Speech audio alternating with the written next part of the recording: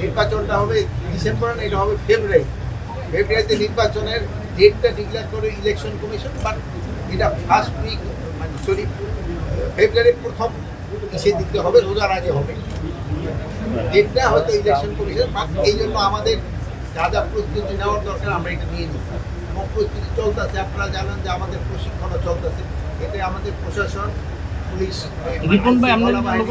তারপরে আপনার election commission সবাই এটা নিয়ে। আরেকটা দেশ আপনারা জানেন নির্বাচনটা নির্ভর করে কিন্তু শান্তি শৃঙ্খলা সব কিছু নির্ভর করে হলো মেন স্টেক হোল্ডার হলো জনগণ। যেসব তার নির্বাচনমুখী হয়ে যায় সেসব তাদেরকেও কোনো কিছু বাধা দিয়ে রাখতে হবে। আর নির্বাচনে আরেকটা বড় ফ্যাক্টর হয়ে গেছে হলো রাজনীতিক দলগুলো, যারা নির্বাচনে যাবে তারা যেসব নির্বাচনমুখী হয়ে যাবে সে সময় কোনো সমস্যা। আমার মনে হয় তারা অলরেডি নির্বাচনমুখী হয়ে গেছে, যেহেতু সবাই তাদের মোটামুটি তাদের প্রার্থীটা কিন্তু ডিক্লেয়ার করে ফেলছে অনেক যেহেতু ডিক্লেয়ার করা হচ্ছে তারা কিন্তু অলরেডি ইলেকশনের মুডে চলে আসছে। কোনো ধরনের নির্বাচন খুব শান্তিপূর্ণভাবে হয়ে যাবে। আমরা সবাই সহযোগিতা করবো এবং নির্বাচন শান্তি, আপনাদের সহযোগিতা সবচেয়ে বেশি। আমি তো আগেই বলছি আবার ঢেলে সাদা, কিন্তু এইটা হলো সিলেকশনের শিডিউল রাজধানীর প্রত্যেক জেলায়। আর এই যে নর্মাল যে একটা প্রসিডিউর এটা চলতে থাকে সবসময় চলবে। স্বরাষ্ট্র মন্ত্রণালয় থেকে পোস্টিং অর্ডার বের হয়, অন্যান্য মন্ত্রণালয়গুলির থেকে, এটা হলো একটা প্রক্রিয়া, সবসময় চলমান প্রক্রিয়া। নির্বাচন এবার হয়তো আমরা 9 দিনের জন্য মাঠে নামবে।